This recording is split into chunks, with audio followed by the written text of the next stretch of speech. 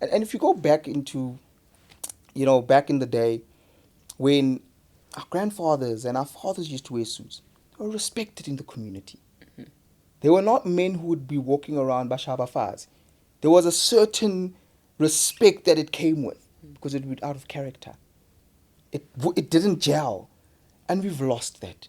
We've lost a society that says, what is a man and what does a man look like? Yeah. Yeah. Come let me teach you a lesson. Come let me teach you a lesson. Level line with the tweets. Follow me back to my nest. Level line with the podcast. Teach you lesson cause I got class. Level line with the impact. You be lying, that's a real fact. Come let me teach you a lesson. Come let me teach you a lesson. Level line with the tweets. Follow me back to my nest. Welcome to the Lebo Lion Show, where we talk all things marketing, brand building, business, mindset, and sometimes pop culture. I'm your host, Lebo Lion, known as the voice of marketing. And I'm really excited to be here today to have what I think is going to be a mind-blowing conversation with our incredible guests. But before we get into that, don't forget to like, share, subscribe, and do all the things that get people to join our fabulous community, to learn, to thrive, and to grow. Hi, tribe. This is a kind reminder to ask you to like, share, subscribe, and do the things that you need to do to get this podcast to reach the right people. We want to grow this community and elevate it to greater heights, and we need your help to do this. If you're not already subscribed to our newsletter, please click the link in our bio to subscribe so you can get all things marketing, brand building, and mindset in our weekly EIM newsletter. And don't forget to keep checking in our link when we have events and masterclasses. Enjoy the rest of the episode. Guys, today we are having our first conversation for 2025. And I'm really excited about this conversation because it ties into our personal branding conversation in such an impeccable way. Not only is our guest somebody who's highly accomplished, somebody who looks really good and walks his talk, but he's also somebody who cares about the growth and the future of Africa and its people. And we want people like that on this podcast because we're all about growing ourselves as African people. So without further ado, you know how we do on this podcast. We don't introduce the guest, they introduce themselves. So good sir, welcome to the Lebo Lion Show. Thank you, Leo. Thank you for having me, and look forward to having a great conversation. Absolutely. For those who don't know who you are, please tell the community who you are. So, my name is Mokgatle. I'm also known as Mr. Decorum, half of the brand house of Decorum. I'm a chartered accountant by profession, but at the same time, I call myself a brand expert in terms of how you look and your brand image in terms of looking a specific way, especially for gentlemen. And my wife looks after the female side of things in terms of that etiquette, and hence the word decorum. We've heard it in Parliament a lot of times, people saying, comrade, you don't have decorum. Okay. Decorum is a sense of behavior. And when you don specific outfits, there's a certain behavior we expect, and hence House of Decorum. So I'm half of Decorum today, and I look forward to having a conversation around personal branding and how you should show up in public.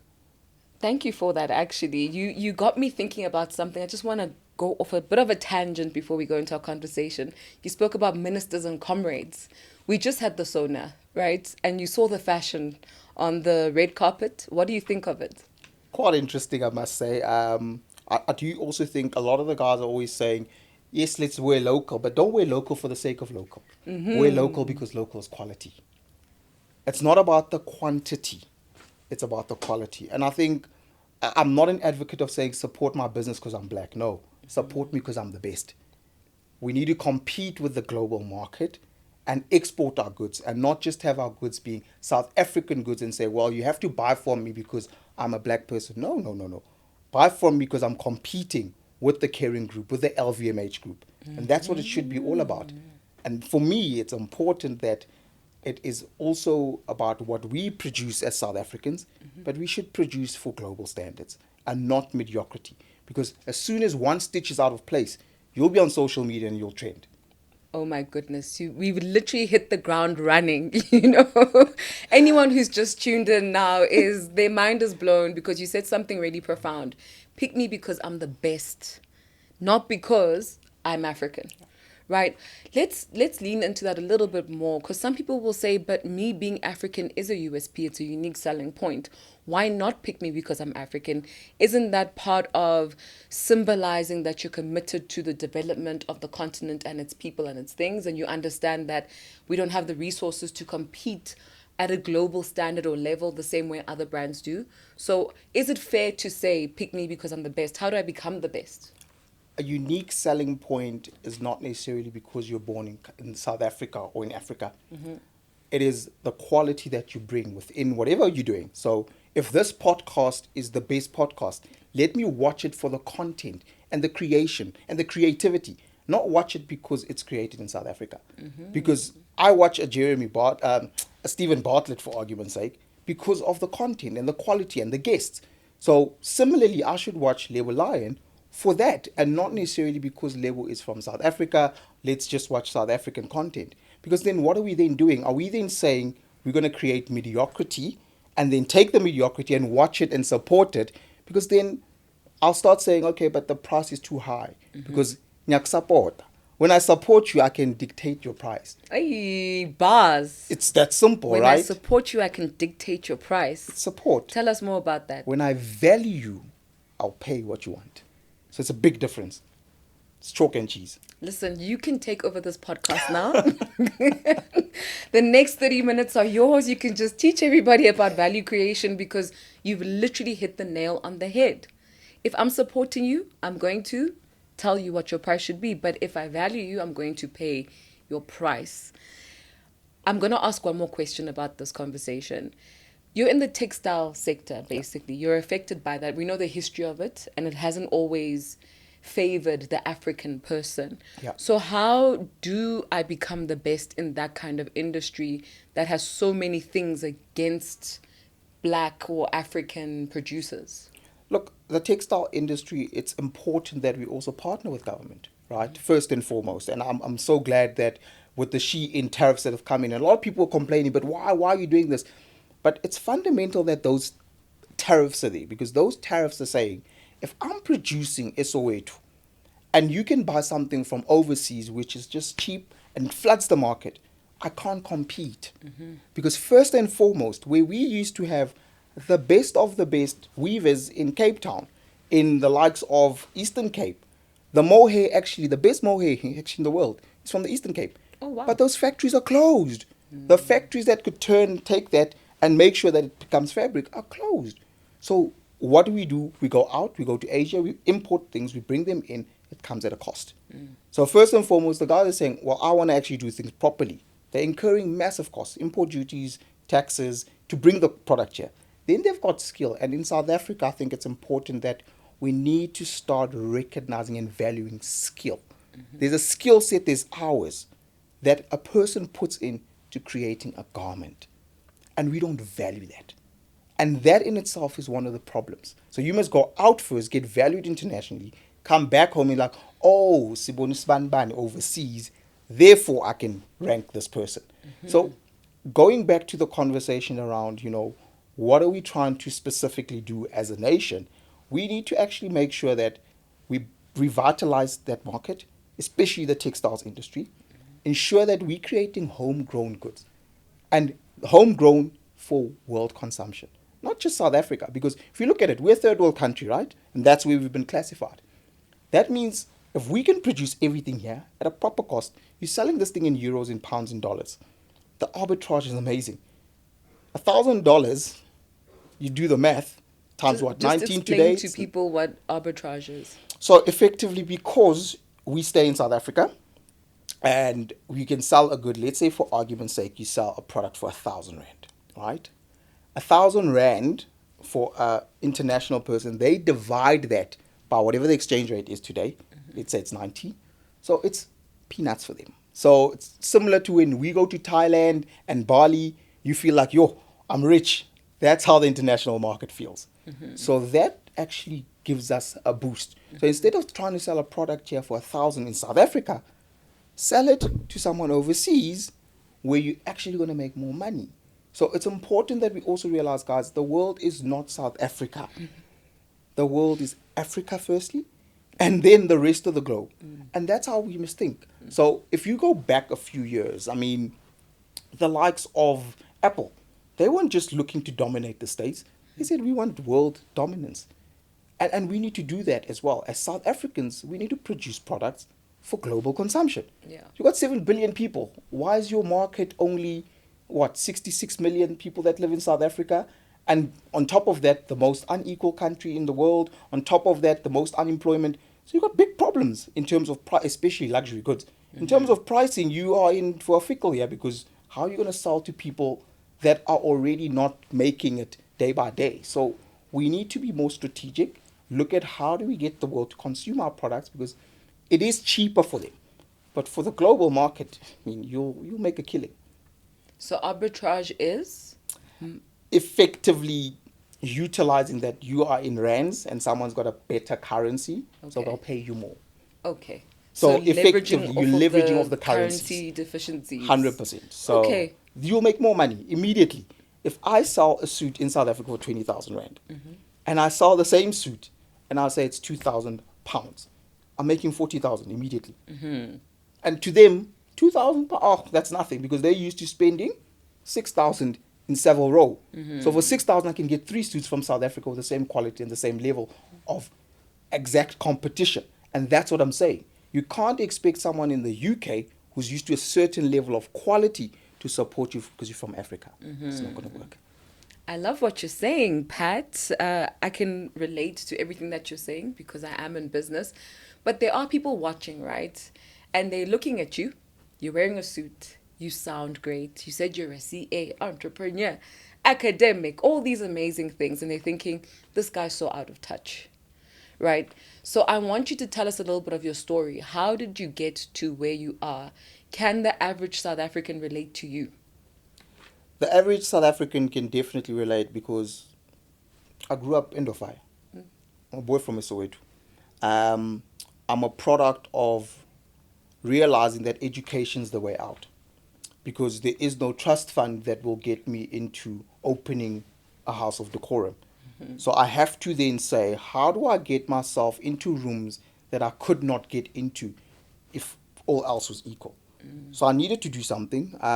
I went to JP High School for Boys, and by being at JP High School for Boys, I actually realized that it was actually creating a social cohesion, because I was with white guys. I didn't know certain things. I learned a lot because I was in that space.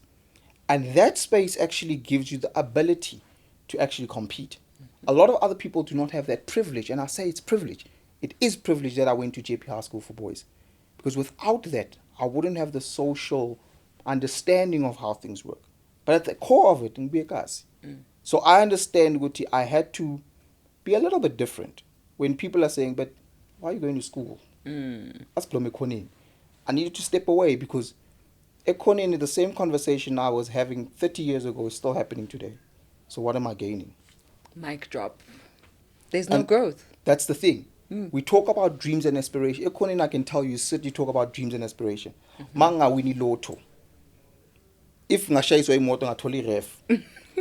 We never have a conversation around, there's dustbins, Mokasi. They get picked up every Tuesday. How about Rinke? Wash them and charge each household. So the thinking is limited by our environment. Yes. And a lot of people always say, wow, uphume Ekasi, and go live in the north. And the reason people do that is because Ekasi, the thinking, as soon as you think differently, you're a problem. So unfortunately, you have to get out and go and compete. But I see because you get there and guess what? You're a little fish in a massive, massive pond. You get to JP High School for Boys, do well academically. I then was fortunate to get a bursary to study Bachelor of Accounting Science. And because I got a bursary, my mom said, the money making bigile so that you can go to school, I'll buy you a golf one. But that was not necessarily to say, go and play around, be in the streets. It's so that you got a means to go to school and come back. Me studying chartered accountancy and becoming a chartered accountant was to say, how do I then propel myself? Because you need to look at where you are and say, what qualification will get me to the right rooms? There's no point in me studying something that I'm going to sit at home and not find a job. We've seen it at the moment. We've got a lot of people looking for jobs. They can't get jobs because sometimes the degree we are studying is not fit for purpose. Is there a degree for being a podcaster? There isn't. Get a mic, start with a team and build. Work on your content, work on your research, work on what you're trying to deliver. You'll get better with time. So it's those kinds of things that are important. I then was fortunate to get a bursary because of my school marks. So the marks got me a bursary and I went to Wits. Wits, now you're meeting the guys that went to Hilton College. So guess what? Yes, we're Soweto, you've socialized. The guys that went to Hilton College are now in your class. They are now not coming to school with golf one.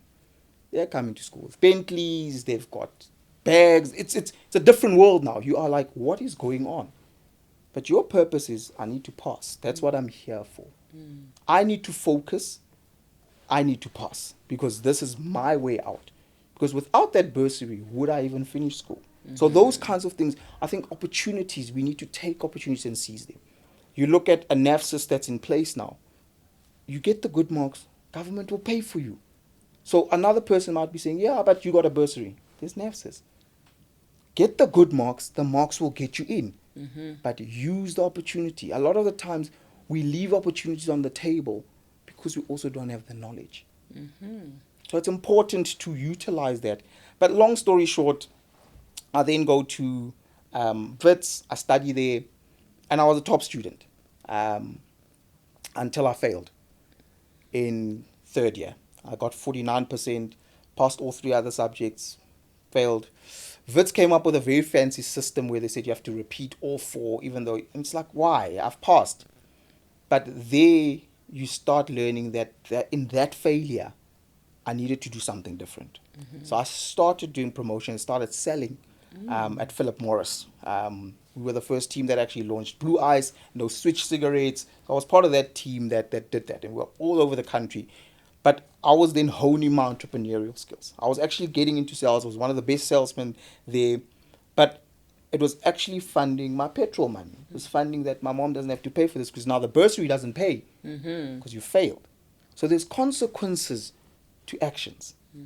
But I knew that I'm still going to do this and I will pass it. So I took a very strange decision. I didn't repeat all the other subjects that I had passed. I just went in for the exams. And that's what I did. Passed those, started articles, got into articles. And you'd think, oh, but great, you failed once, everything will be great. But got to articles and I failed my board exam. Oh, wow. So failing a board exam, which was the first exam, and you ask yourself, maybe I'm not meant to be a chartered accountant. Maybe it's not for me. Who do you think you are? Totally become a chartered accountant. No, it's not for you. It's got certain people. So you'll start having those doubts because usahlale kasi. And ekasi like, ufailile boy. Ungekho busy la every day, vets, incwadi zakho. That's what happens.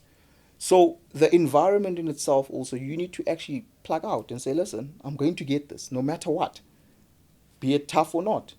And then I decided that, look, it's going to be a little bit different, changed a bit of my lifestyle in terms of how I did things.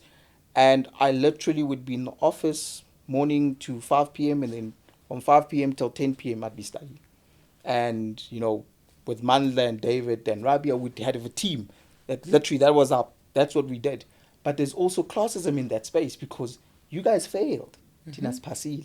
So you will go through, no matter where you are in life, there will always be different challenges. The higher you go up, you'll have different demons. It happens at every stage. The biggest thing is to realize that how do you focus on what you want and get what you want, no matter your circumstances. I love what you've been saying in your story because there's so many things that we can learn from in that. So I've got a few questions based on what you've said. The first one is, let's say there's somebody sitting Kokasi right now watching this, right? And they aspire to have a better life, but they don't have access to HAP boys or any environment that would uplift or change their thinking. what would you tell them to start doing now to move them towards a better environment? Change the content that you're consuming online. It's interesting. You've got data. You're utilizing your phone every day, but you're scrolling and laughing. Change the content. Go find a person that you think, I aspire to be like this person. Pop them a message on LinkedIn. Create a profile. Pop them a message. They will respond. Yes, some will say no. I've had a lot of no's in my life. We have approached people and say, let's collaborate. They say no. It's life. But your content will then start changing your mind. Because it all starts up here. The way you think is important. So change the content. It will be difficult though, because now you don't have a conversation anymore. Because you thinking, no man, I was listening to this podcast and they were talking about arbitrage. What is this? So now you start thinking differently. You start exploring differently. So even your algorithm will change. You'll see that what comes up for you is not the same as what used to come up for you 3 months ago. Then research. Sit down and look at what government institutions have got a CETA, a learnership, a training. Call. Label line, I just want to shadow you for a day. Because, the answer will always be no if you don't ask. And sometimes you don't have to, because if you think about it, other people say, but I'm not getting paid. But those results will come. If you're spending the day at Conan and spending the day with Label, why do you expect her to pay you for you gaining knowledge? If you want to get into broadcasting, you don't have the means, you don't have money to go to school. But Label says, I'm shooting 15 episodes. Come, watch, learn. See how it works. Let's put you in front of camera. Start off as part of the team. You don't have to go to school for that. And as you grow, and that's another thing, we don't want to go through the hard yards. We want, and we see polished. And maybe I should have come in sporty, and people can believe, okay, let's but we see polished. Yeah. And we don't see the hard story. work. We don't see the story. We think the story is the story because you've made it. I'm still in a story at the moment. There's battles that I'm fighting at the moment, which that's life. It will always happen. I mean, I'm speechless because you're saying all the things we've been trying to get people in this community to understand, and you're a living embodiment of that. All the things we're saying actually work because here's somebody who's really succeeding in real life from those principles. Now, you also are an academic, right? So you teach people, you understand how people think and behave and learn. What are the top 3 mindset challenges that African learners have in their ability to thrive in the educational space? I think one of the biggest is we don't know how to study. And I was also a product of that. I thought studying is taking the textbook and making my own notes, fancy highlighting. And I thought that was studying. And I thought if person X studies like this, I must also study like that. And I thought, okay, everyone is in the library, I must also sit in the library. You need to know what works for you. And that's uncomfortable. It's similar to marketing, right? Marketing, they'll say, what will work for your business? You have to work on it. You have to know that, yes, I've got outbound, I've got market, I've got social. It's a combination. There's no formula to say, yes, if you do it this way, you're perfect. So I had to learn, for example, that I'm not a late studier, if you want to call it that. People that study like at midnight. But I'm strong in the morning.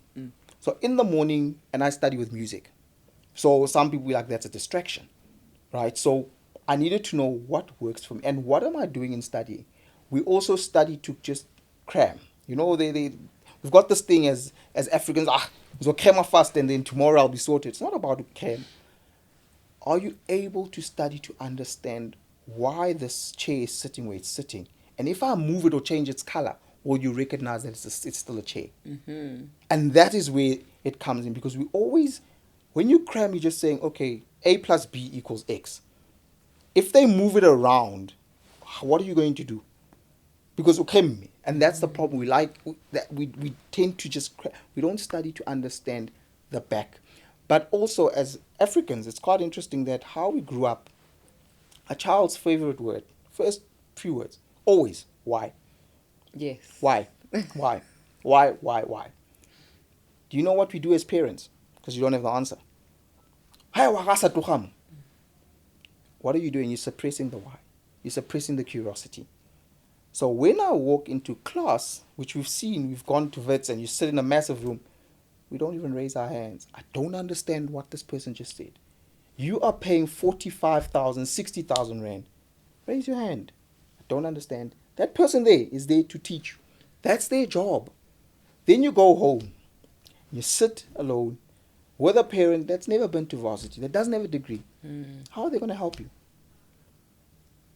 You just ask the question. So how we grow up is also important in terms of we need to carry on asking why. We need to always be curious. Why am I on this podcast? What's the purpose of it?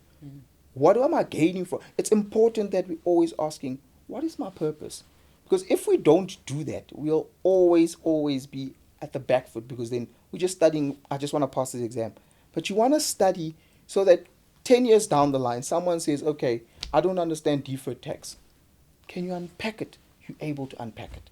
I don't understand goodwill. You can unpack goodwill. So it's important that we're not just studying for passing an exam. We're studying for life lessons. And studying is not the same. Doesn't mean we all have to sit in a classroom. We have to all sit in a varsity. We can study from each other. I've always been a believer that, we used to have these grandpas that when you sit there, I mean, my grandfather, he passed away, he was 92. He had so much knowledge, but he didn't go to school. So I just used to enjoy sitting and just listen. There's a lot of wisdom, and I don't think we impart wisdom. I don't think there's a lot of wisdom that's imparted. And we don't want to sit and listen to the older generation to say, but why did you guys do this? What was the reason? What is the rationale? So that we've got that knowledge and we can take it forward. And you'll see our knowledge always stops because we don't pay it forward. I hear you. On the internet, they like to say, never learn from people who haven't achieved what you're trying to become. So how does that fit into that lesson that you've just given us about learning from our parents? So what's interesting, you have to discern to say, okay, that was working in that environment. Because there has to be some critical thinking that you apply. So effectively then, if I say so-and-so has never won, so Jose Mourinho was not a soccer player, he was not great, but he was one of the best coaches. So are you then, Rulani Mokwena, he's now coaching up in Africa. Are you saying Rulani is coaching, but he was never a great soccer player, he's never played. Where did he play? But he was a scholar of the game. He learned the game better than the people who actually played it. So sometimes you must be careful to not just take it as a boilerplate and not say, but hold on here. The guy actually understands the game, has the knowledge, and actually has studied this. So it's important that you apply some critical thinking to it, especially when we start saying, and the internet does that, they blanket everything. Yes. They don't go, I mean, they could even take a piece of what I'm saying now and they say, that's it, without actually understanding the context. And that's the problem. We don't apply ourselves to actually look at the full picture. And that's important. I love that. This might sound like repetition, but I'm going to ask you this question anyway. What is the value of context? Sure, context is critical. My wife always says perspective is important. Because if you've got the wrong context, you will go down a rabbit hole. And if I snip just a piece and people run on a piece without understanding the entire context, you will go, like we've seen now, the US is just slashing us because they don't have the context. I also ask a question, have we even read that expropriation act bill? Have we read it? Or are we just making a noise without reading it? And that's another thing. We don't want to read. We don't want to read. We will take whatever Lebo said, because Lebo is famous, Lebo is known, and we run with it. But let's sit down and read and unpack. What does this actually say?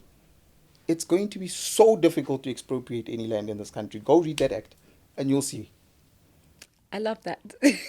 You are literally speaking the gospel. We don't read. Context matters.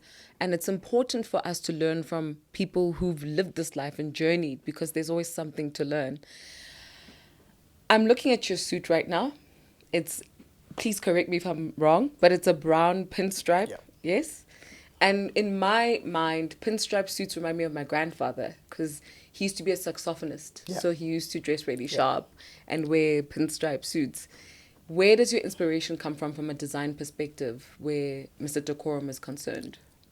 the concept, and it comes from the Italians. I think the Italians are the best in the game. I know the British will. I've got some British friends will say they'll disagree, but I do think the Italians are just the best. The Italians, I mean, for example, the surgeon cuffs that I've got here. I mean, if you walk what? surgeon cuffs. Surgeon cups. So What's a surgeon cup? effectively, what it means is back in the day, doctors, and it speaks to how professionals used to dress. Okay. Doctors used to wear suits back in the day.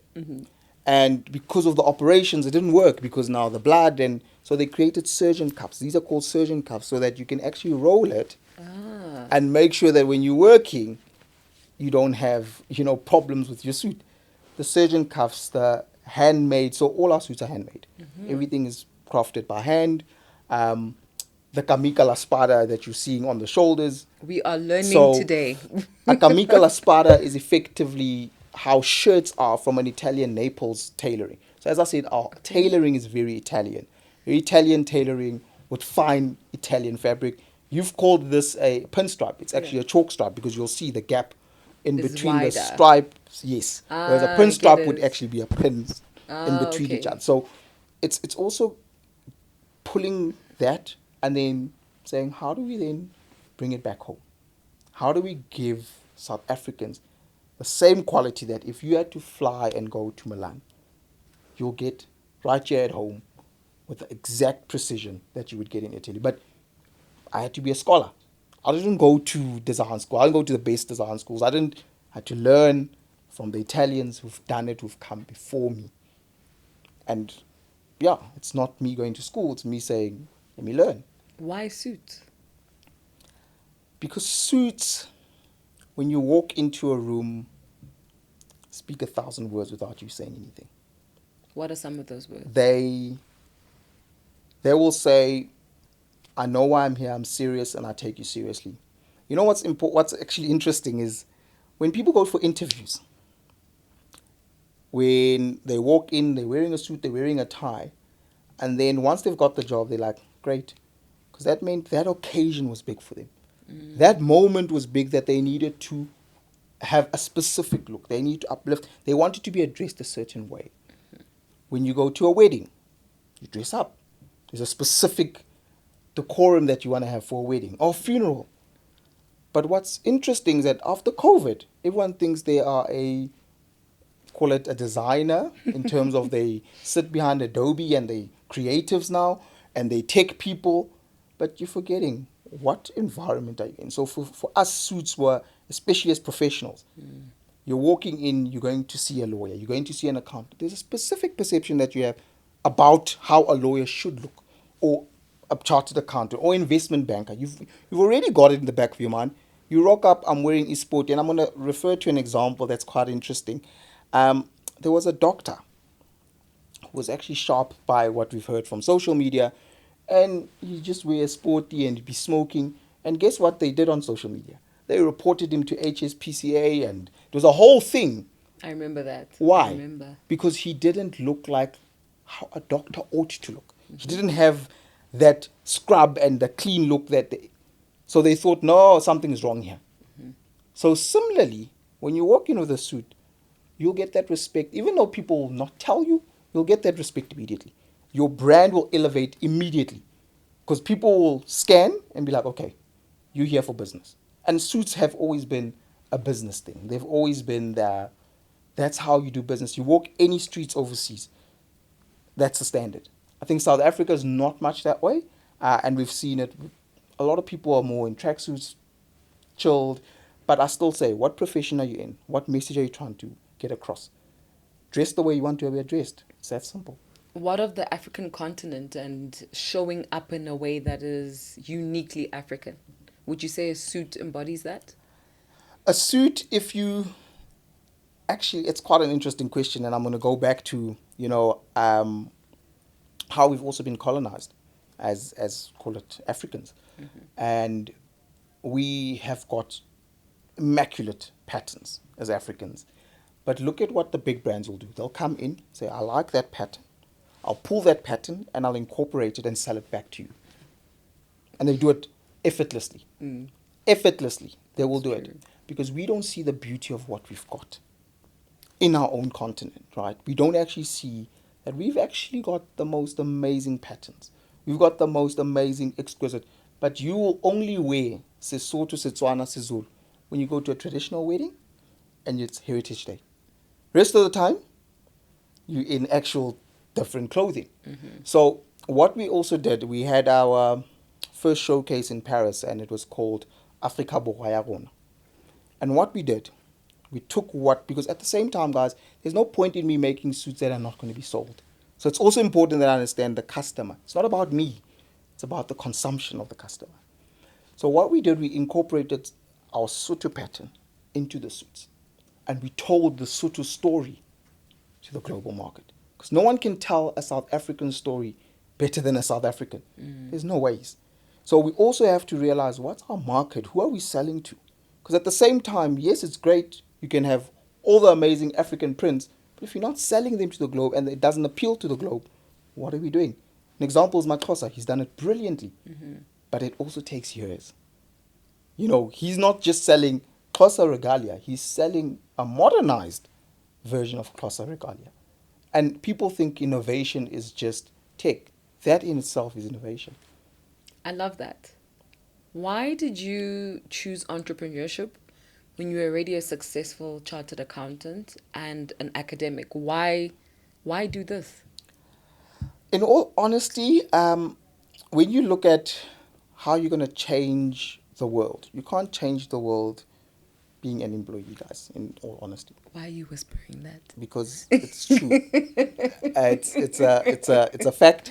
And, you know, there was a point in our lives, everyone was like, oh, guys, Warren Buffett, they're talking about 7 streams of income. Did we forget about that?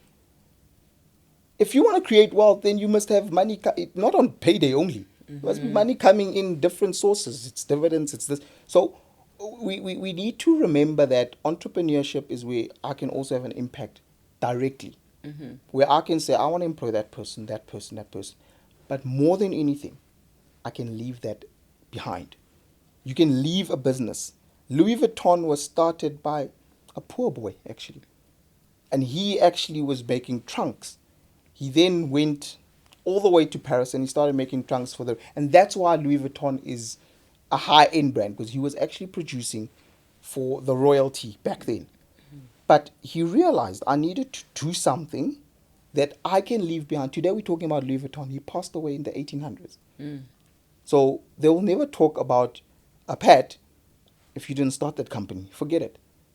So you have to start to leave a legacy that's long-lasting. The business is not about you.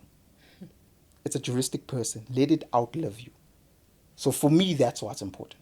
To create something that would outlive me, and people 30 years, 20, 40, 50, 60, 100 years, 200 years will be speaking about a brand that was made in South Africa for global consumption. The business is not about you. It's a juristic person. Let it outlive you. Legacy, I like that. It's not about us, guys. We are just vessels passing through. And a lot of the times founders have what I call founder syndrome. They think it's about them. It's never about you.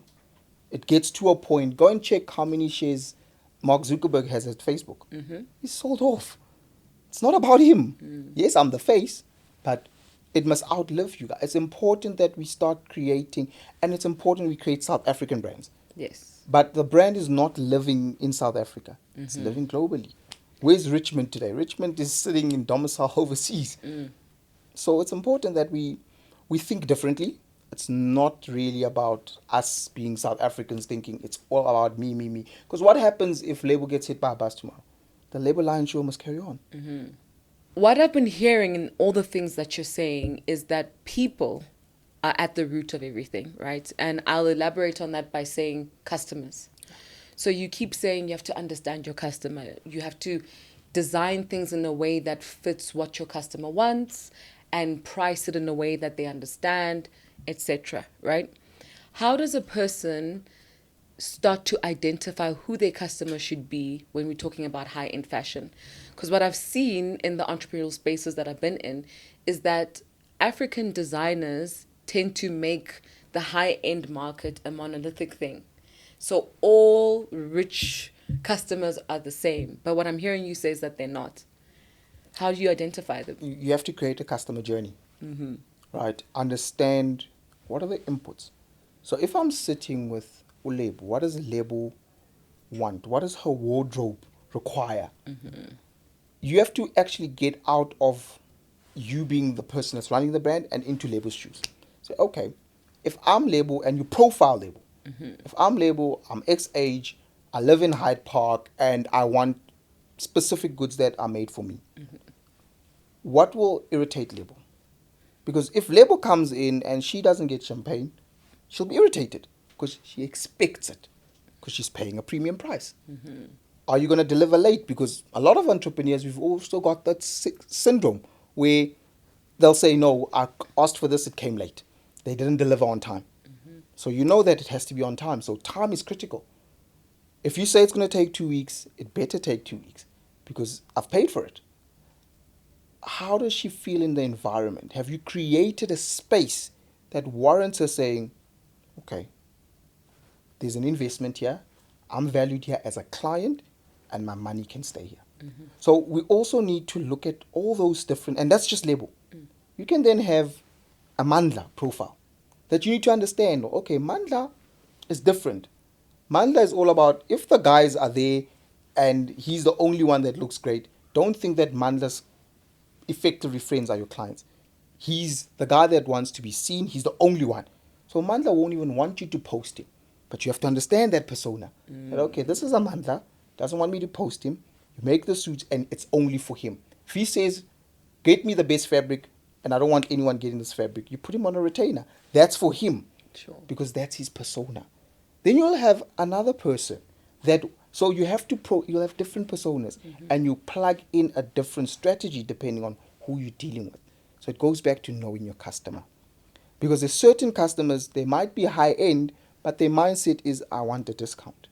Oh, So there's also that yes, I see it, I see the craft, but utaki man, you must give me a discount. So utaki see too. So there is that mindset. I have 2 questions for you based on that. The first one is, you've highlighted how there are different buyer personas, right? So, and there are different ones for each customer. How do you scale that? It's very difficult, especially in high end. High end to scale that is difficult because your pool is limited, right? You're not sitting with a pool that says, look guys, Shein is coming to South Africa, it's massive, everyone can buy. You're probably sitting with a couple of people, right? And I'm going to say a couple because you're not going to win over the entire market because you're not going to deliver. That's also something you must be careful of. Let's say, for example, your market is a pool of 200,000 people. If those 200 today say, today, we're all ordering, will you make it? You won't. So also don't be greedy. What's your target? What's your net profit after? And I'm deliberate talking about net profit after tax and not revenue. Because revenue is just ego. Oh, I made 15 million this year. Great. But what was at the end? So what's the desired outcome that you want? Work backwards. How many customers do I want in a specific financial year? The next way is to say, okay, outside of South Africa, yes, maybe South Africa is 200,000 as my market, and I'm going to get 10% of that market, right? 20,000 people. Is that also something that you can service? Can you make it? You have to ask yourself those tough questions. And then you say, okay, outside of South Africa, how many people are in Africa? How many people in Africa as well? How many people in that pool? But you go to Europe, the pool gets wider. You go to Switzerland, I mean, everyone in Switzerland is my customer then, but you have to look at it that way. To scale it, you unfortunately have to leave your shores. Leave the comfort zone and go and open a market internationally. It's very difficult. It's not easy.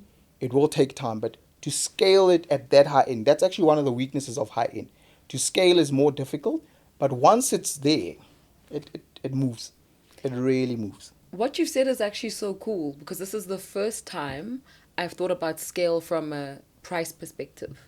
How the rand value, dollar value can be the difference in how you scale. It doesn't have to just be by volume of production. It can just be because of environment. The currency is different. Therefore, I'm scaling because Correct. I'm making more per unit. You can have 10 customers here and have 10 there. Yeah. Nothing's changed. Your volume is still 10. But they are paying in pounds.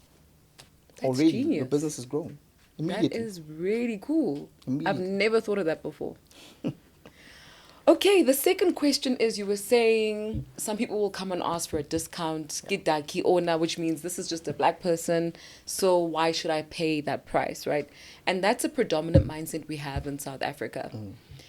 How do entrepreneurs navigate through that, especially the ones who are new and they don't want to lose customers?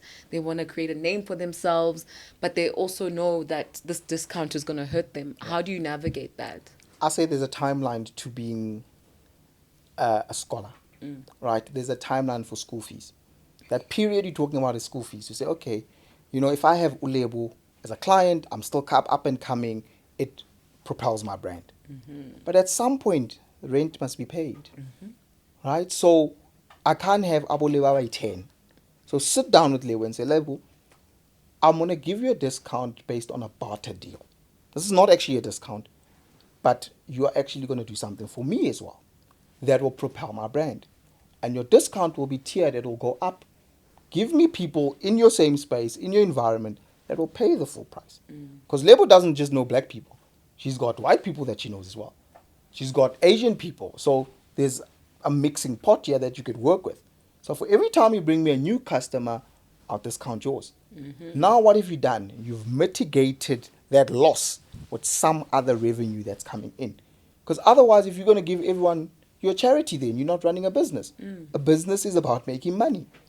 When you start, there is school fees, definitely, because there's going to be a lot of people saying, but I'm famous, I'll put it up there but where's the sales from that? Do we sit down and unpack? Great, you're famous.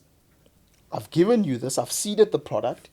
How many sales have we made? Sit and have an honest conversation. Review it and say, contractually, you've given me 0 sales, but you're looking great. Are you even selling the product? Because it must be reciprocal. Yeah. So I think we're scared because you're thinking, I'm coming up. But go and look at your skill set. What are you bringing to the table? Value your skill set, value your product, master your product to such a point when someone looks at the product and say, my guys, you can lie all you want. This is quality. You can't. Sometimes when quality is there, no matter what you can't dispute you can't dispute it. Quality is quality. You will see it and say, "Hi guys, hi Shem." You can see it. It's very difficult to even lie when you see the quality. I'm watching this podcast. I'm designing a high-end brand in South Africa. And I'm realizing that one of the challenges or experiences I'm going to have is having to engage with people at levels I don't understand. CEOs, executives, all of these people. What are some of the things I should be doing to prepare myself to engage with those customers? Get one CEO and say, listen, I want you to mentor me. But mentor me in such a way that I'm mentoring the mentor.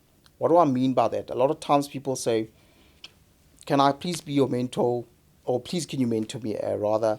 And then they sit back and think the mentor's going to do everything. So if you need to be in rooms with CEOs. And don't just think that CEOs are people that are 50, 60. There's CEOs that are running their own businesses, that have been at it.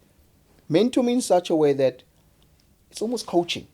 And offer it as such as say, if you are mentoring me, even if it's at a nominal fee, how much would you charge me? So that I've got an invoice, so that I value it. So when I sit with you as my mentor, I'm saying, this is what I'm trying to do. Does it make sense? I recently came across that a lot of entrepreneurs actually have coaches, business coaches. And I said, this is interesting. So you're running your business and you don't have a coach. And a coach is similar to a board of directors. So as an entrepreneur, create your own coaches. You've got an uncle who probably sits with these execs. Let him be your coach if you can't get to a CEO. What the business advisory does for effectively your business is that it opens your eyes, because you smoke your own nonsense in your head and think, this brand will work. They will actually give you reality and say, okay, you don't know how to sell. So how are you going to sell this product? You don't know your numbers. How are you going to go to a pitch? Because CEOs we used to have this thing called elevator pitch. What's your elevator pitch? Because you had a window. You spoil it, it's over. So you need to prepare for that. That's time that you actually build in. Yes, you got a product, but also don't try to do it alone. There's people that have done it before you. Bring them on board and say, guys, I'm starting something. Do you guys want shares? Problem is you want to own 100% of nothing. I'd rather own 10% of a billion than own 100% of 100 million. I like that. I keep saying that because I genuinely do like the things that you're saying. People are watching this podcast. A lot of them, actually, in our community, are business people and they're professionals in corporate spaces, right? And they're looking at you, they're thinking, this man is sharp. I want one of his suits. So I want us to go into the personal branding aspect of this. Let's talk about it. Tell me, you guide me. How does wearing this suit help me build a successful personal brand? Where do I start with all of this? I think it's important to start off and saying, what image am I trying to portray? And remember, it takes years to build an image. So it's not just your clothing. Clothes are clothes. It's the person who wears them that actually makes a difference, right? So Please repeat that. clothes are clothes. That's the person who wears them that actually propels the business or whatever you're trying to do. So it's critical that we realize that the clothing is just a vessel. And you will see I'm very deliberate about the way I dress. Be it Monday, be it a Saturday, be it a Sunday, because it's a brand that I'm building consistently. There'll be people like, but it's a Saturday, why are you wearing a suit? Because my customer could be walking around in that mall. I wouldn't know if I was wearing a tracksuit. So sometimes it looks like you're crazy or the things you're doing don't make sense. I once did 702 walk the talk, 15 kilometers in a suit. No ways. And everyone was looking at me like, what is wrong with this person? But some were like, geez, this suit is amazing. Because I was testing the market. I needed to see that everyone's in gym wear. How do you stand out in a crowd? People are uncomfortable with being the one to the left when everyone goes right. If I'm deliberate about my brand, the brand that I want to portray, that, listen, I'm the suit guy. Firstly, I need to be the advert for the suits. So if you're walking and you say, I'm a corporate guy, I want to actually be the next CEO. There's a certain behavior that a CEO has. There's a certain demeanor a CEO has. You need to start embodying that, because otherwise they'll jump you, look for a CEO outside who's got the same attributes of what a CEO ought to be. So your personal brand, and I'm not necessarily saying you need to wear suits, no. I'm saying there's a specific look that you want, and you must be intentional about it. But that look also comes with certain behaviors. So you can't be in a Decorum suit, but you're on top of a car watch. It doesn't make sense. It doesn't align. So it's important that we align. And if you go back into, back in the day when our grandfathers and our fathers used to wear suits, they were respected in the community. They were not men who would be walking around bashaba faz. There was a certain respect that it came with, because it was out of character. It didn't gel. And we've lost that. We've lost a society that says, what is a man and what does a man look like?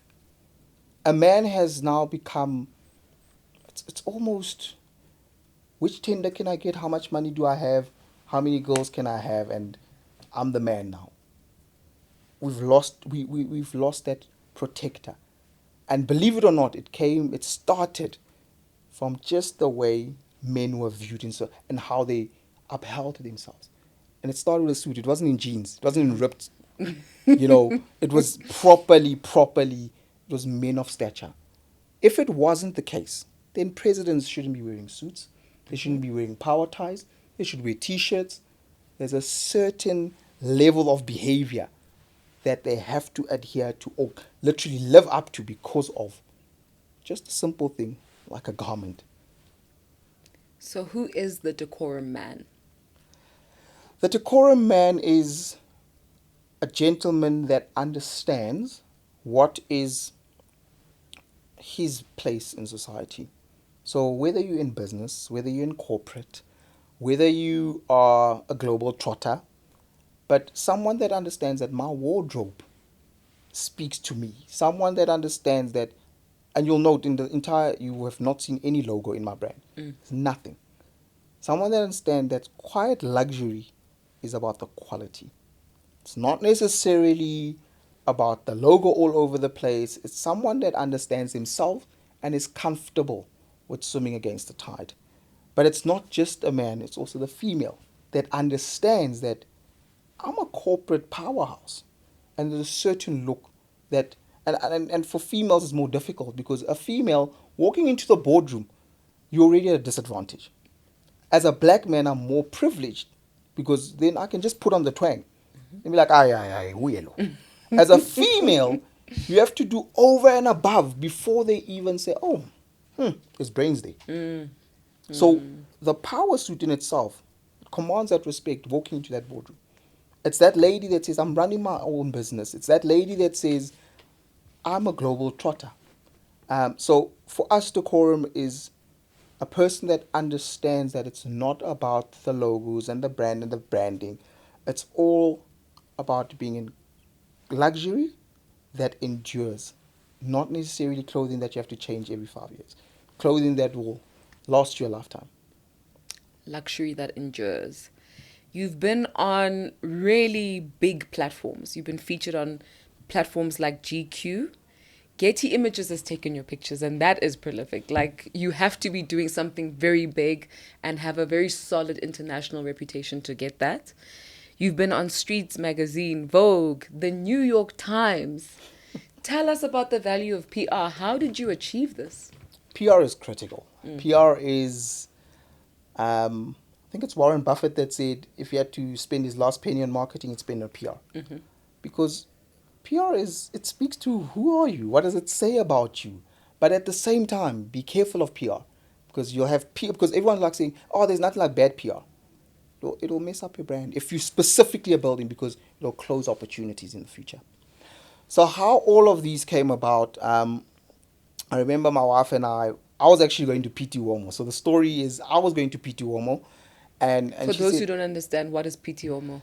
So PT Uomo is, for soccer fans, it's the World Cup of soccer. For, music fans, it's Coachella. It's the biggest of the big. It's the mecca of menswear, right? And I was going and I've actually got a post on my Facebook. I said, one day I'm going to be sitting with these guys. And I didn't have a clue when, but I said, one day I'll sit on, there's a stone, Blomekonen. It's a similar concept of Blomekonen, PT Uomo. And I was going, my wife said, why would you want to go and just sit on a rock? It's so silly. Why would you go and sit on a rock? And I was meant to go with a friend. My friend, unfortunately, got retrenched. And she said, I'll support you. It's a stupid move, but I'm going to go sit on a rock. And we had to just improvise. So I had a few suits and I said, okay, let's try something that we've never done before. Everyone matches his and hers. Let's actually have identical suits and do a his and hers in suits. And the first picture that actually made New York Times, Getty Images, GQ Mexico, GQ Netherlands, the Streets Magazine, was actually the first picture when we walked into Forteza da Bosso. Forteza da Bosso is where PT is held. So you're talking 30,000 to 35,000 best, when I say best dressed males in the globe, will be congregated at one place. And we were walking down, that's when that photo was taken. And I kid you not, we had to hide. We had to find a spot to eat because it was just, and we didn't understand what was happening. But at that moment, we saw the light bulb. We said, we've got a suit brand here. And the suit brand is not just his, it's his and hers. So we introduced his and hers at PT Uomo 2016. The PR off of that was when we then started working with Smart Turnout, Happy Socks from Sweden. And what's interesting is that the brands in SA won't work with you, but the guys internationally. And that's how they work internationally. Internationally, they look at what are you bringing, what's your talent. There's no VIP at PT Uomo, guys. Let me just put it that way. If you are up there with the top dressed, you will get featured. If you're not, you will not get featured. So it's not about who you are, it's about what you bring, the quality over the quantity. And through that, we then started having specific meetings, having specific brands, having specific companies that, we didn't just rock up and you can take our photo, because the photo doesn't belong to us once you've taken it. It actually belongs to the person who took the photo. So we started then being intentional to say, okay, but we've got this meeting. We'll meet up with such and such brand. This is the collaboration we want. So school fees. We were there. We were enjoying the photos. We didn't own the photos. We didn't own that IP. When we went back, it was more intentional. We already had our schedule. You couldn't take a photo of us if it wasn't part of the schedule. So, and you learn those things over time. But it's school fees. We had to pay the school fees. We had to get the lessons. We had South Africans that had been there before that will not plug you. They will not tell Why you is where that? to go, how to go. No, no, no, no. Why would I do that? Because I must be the star. And you see it all over the place. It's not about you being the star, guys. The pie is big for everyone. I think the more we collaborate and realize it's not me, and that's it. How do we move forward and work together? So PR is powerful, but the right PR is important. Don't just go for PR for the sake of it. That there's Mr. Decorum, he crashed his car into the wall, and you say, oh, it's great, I was in the newspapers, but for what reason? Where's that kid that was watching that podcast? I look up to this guy. What must that kid think? So it's important to be very intentional. It takes years to build a brand. It takes a moment to mess it up. The right PR is important, and so is the right partner. 100%. Would you agree? 100%. Why would you take the decision to get into business with your partner? Because there's one person that knows you better than anyone else. A lot of people like saying, you never mix business and pleasure. But I believe that your partner that you run your business with should be someone you die for. Because if you're not willing to do that, the day that it's tough in the business, what do people do? They walk away. So I know for a fact that she will have my back in this business. And that's the biggest thing. We have a patriarchal language in this country. There are a lot of people who watch this and say, but she's just a woman. Why would you trust a woman with business affairs? How do we start to conscientize South African men to understand that your romantic partner should be somebody you're doing the most important things with? So I'll flip it the other way and I'll say, back in the day, it was, the men used to go out and hunt and the women were the gatherers. But the economy's shown us that you now need two households. And what better way than to work together? Because now your woman who's worked for someone else gets abused there, doesn't actually, literally is there and is like, but why am I even here? But I need to put bread on the table. So why do you not just partner and put bread on the table together? So a lot of the times we don't realize that it's actually our mindset as guys that's important, that needs to change. You say, how do we work together? Because then when you say, oh, I want 20,000 Rand for a weave, the first question is, okay, have we made enough profits for you to do that? Now, if I'm the gatherer or the hunter and I'm out there, when you want 20,000, it must just pop up. But if you're in the business, you understand that it gets tough in business. And a lot of people must actually tell the truth, guys. Business is not easy.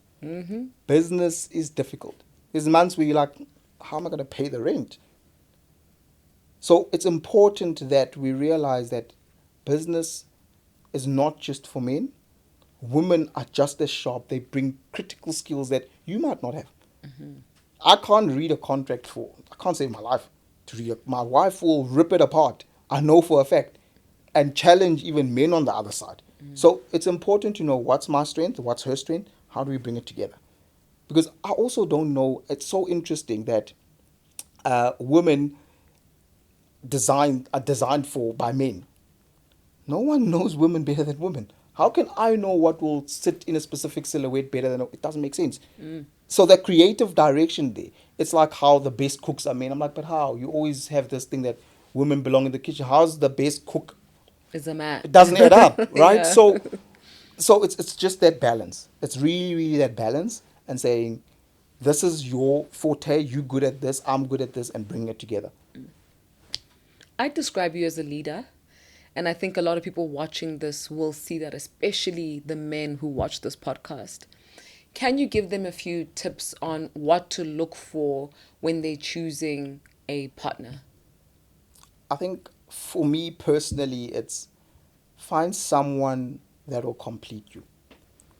Not someone who will say, I've got this picture of what a perfect man is and try and fit you into that box. So look for someone that says, that you effectively say, if times were tough and I had no cent, this person would have my back. Because if you don't do that, guess what will happen when times are tough? Take their stuff and they'll move on. So it's important to find a partner that it's beyond just the relationship. It's more of, this is a friendship. This is your best friend, because your best friend, you know what's interesting, and I always used to say this, is that your sibling, no matter what they do, they can irritate you. You'll still come back to them. If you don't have that kind of bond with your partner, to say, they're still my sibling, it'll be easy for you to walk away. So finding a person also, you'll see the signs early on. It's not a thing that you find out later, right? So if you're a guy that says, I want a person that is a critical thinker, I want a person that's independent, don't think that your word will be the last word. Because you've asked for an independent, you've asked for a critical thinker, they will challenge you. So you need to decide, what do you want? Because once you're in it, don't be surprised when someone says, no, I don't agree. You have to have the intelligence to understand that this is what I wanted. And this is the powerhouse that I wanted. So if you want a powerhouse comes with powerhouse behavior. Doesn't mean that she's going to now be submissive to everything you say, yebo baba. No. But you have to be ready for that. So a lot of the times that we want things that we don't actually Have the capacity. yeah, we don't have the capacity to can. You're just like, this is hard. But then don't want it. It's that simple. It's really, really that simple. So for guys, I do think, that the woman that you marry is critical. It is so, so important, because there will be times where business is tough. You need that support. So your choice, and that's the one time that guys have the choice, right? Yes. To say, where do I go? It's not the women that go and get a guy. It's the other way around. So how do you decide on a woman that is of stature and, hear the music through the noise? That's important for me. Because a lot of times, noise, you get excited over noise. Go for the music.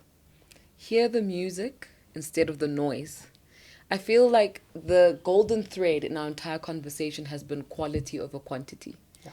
That's the message you've been reiterating the entire time. Go for quality over quantity, which means it takes longer, more work, more effort, more time. And I really like that message. We're living in a very fast world. Yeah. Technology is making things move rapidly. So people have this mindset that to succeed as an entrepreneur, it should take you 1 year, 2 years, and you're on fours. 2 years, you're driving a Porsche. 4 years, you're in Dubai on a yacht, But you're saying, no, it doesn't work that way. And actually, it's the traditional principles of family, education, all of these things that will take you far. Correct, because they ground you, right? So if I know that I need to work for home, I'm grounded. I'm not going to be in the club till 2 a.m.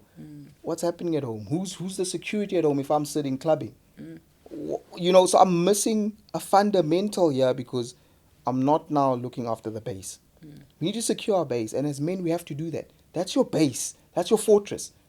Have you looked after home? So that tomorrow, when you're not on this earth, all the stuff that you have done will look after them. I'll give you 2 more questions, because I think we're running out of time, but we're definitely going to have you back, because there's so much we can unpack, especially from the business side, the textile industry. How do you grow a sustainable business? Yeah. There's so much I think people could learn from you with that. But what I want to know from you is, how important is it to have financial acumen in running a business in fashion? Running a business anyway. I think let me put it this way. A lot of times we've heard business owners say, I didn't know it was my accountant. I didn't know it was this guy that was doing my taxes, and I thought everything was fine. Now, oh SARS. You have to have a good relationship with money. Because at the end of the day, you are making those payments. You seeing money come in. Are you actually following the proper principles and having sound financial management?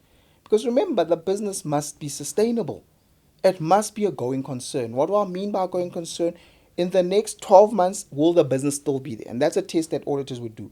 In the next 12 months, is it viable that the business will still be operating? And if we think that your business is your personal bank account, you will soon realize that it's not. Because once the business funds get depleted and the revenue is not coming in, what are you going to do? Yes, there's mechanisms from a tax perspective to reduce tax by having some expenses in the business, that's completely fine. What I'm saying here is our relationship with money, especially as African people, is that you grew up, "Akuna tjhelete, akuna tjhelete," but there's a wedding. How? Now there's money. Now everyone is, hey, we're going shopping now. But you see, we were not taught the fundamentals of money. How does money work? So when I get a business, I grew up in that household, akuna tjhelete, akuna tjhelete, I'm going to behave the same way because it's all I know. Guys, we're going out. Swipe the credit card from the business. Swipe. So what starts happening is that now the business, because remember, angitshela logo, it's my business, right? I own the business. Therefore, I will be able to, who do I account to? There's no advisory board. So as soon as you put structures, they will hold you to account and say, oh, Mr. CEO, why are we spending on this? What's the return on investment on this? Why have you done that decision? Because then there's someone holding you to account. So a lot of the times we run businesses, no one, you're 100% shareholder, no one can tell you. So you think, it's a free-for-all. And businesses will fail because of not having proper acumen. And if you don't, and you know it's a weakness, upskill yourself, but also hire the right individuals. Don't hire people who say, I'll work with SARS, I'll make sure this goes. No. Pay SARS. It's the first person you, don't mess with SARS. Pay SARS. Yes. Make sure that you're fine with SARS. Then run your business. What are the 3 things I have to look at to be ready for investment from different stakeholders as a high-end South African fashion brand? First and foremost, you must have proper governance. Your compliance must be spot on. And I mean from all the regulators. So if you've got a factory, for example, your ISOs must be in place, your SABS must be in place, your health and safety must be in place. You must have workman's comp for your employees, your UI. So compliance, governance in terms of compliance, everything must be on lock. Your tax PIN must be valid. You know, you must be correctly on the right side of the law. Because the funder will say, if you can't pay SARS, I give you 20 million rand. Will you pay me? If you're not paying SARS, first thing. Second thing, have financial statements. Historical financial statements, they can be audited or they can be reviewed, because the financial statements for a funder, they get it, they look at it and say, okay, it's been endorsed by someone. Someone has actually gone in there and seen that the revenue that you're putting there of 30 million is there. It exists. You know, we actually have audited it. The assets that you say you have, they've seen those assets. So there's actually a good balance sheet here. We can actually put money into it. And then the third thing, the most important thing, is actually you as the jockey. Who is running? Because funders look at that. Who is running this business? Can we, because they're backing you. Can we back this person? So you as a jockey, how does your brand, your reputation, what does it say about you? Because we're not going to give money to a person that's going to be in the newspapers for whatever they've done. Because our name is on it as well.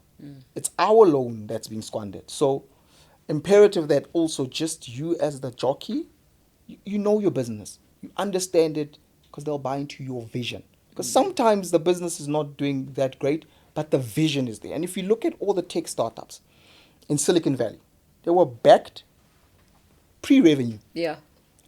What were they backing? A vision.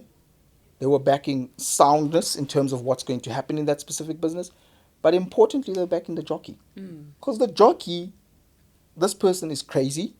We back their crazy. They must run. And they'll always bring in their own person. And I think that's what we need in South Africa. We need more pre-revenue funding. Bring in the person into the business. But then the founder must realize it's not your business anymore. Hey? There's other people because they've put money into it. You know, it's important that we put, you know, money. And they always talk about skin in the game.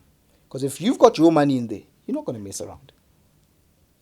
Pat, thank you so much for being on this podcast. You have dropped so many knowledge gems, and I know people are going to go back and just look at how they're running their businesses and how they can improve what they're doing.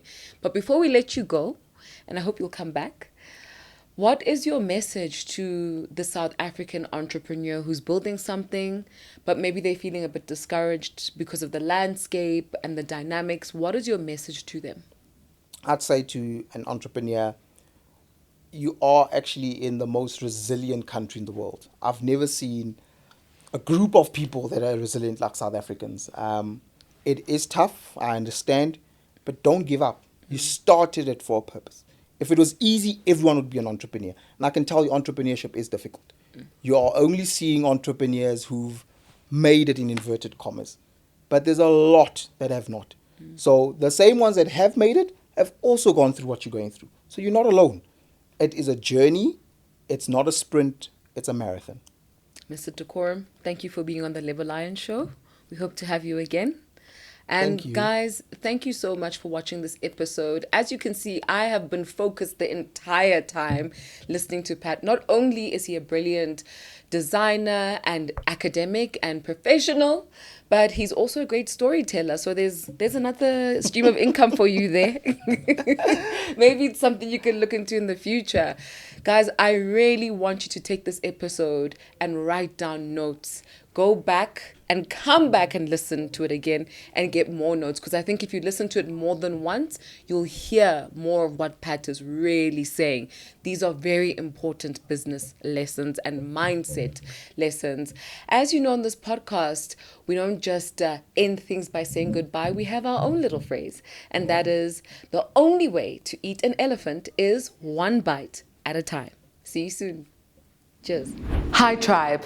This is a kind reminder to ask you to like, share, subscribe, and do the things that you need to do to get this podcast to reach the right people. We want to grow this community and elevate it to greater heights, and we need your help to do this. If you're not already subscribed to our newsletter, please click the link in our bio to subscribe so you can get all things marketing, brand building, and mindset in our weekly EIM newsletter. And don't forget to keep checking in our link when we have events and masterclasses. Enjoy the rest of the episode. Level line with the tweets, follow me back to my nest. Level line with the podcast, teach you lesson cause I got class. Level line with the impact, you be lying, that's a real fact.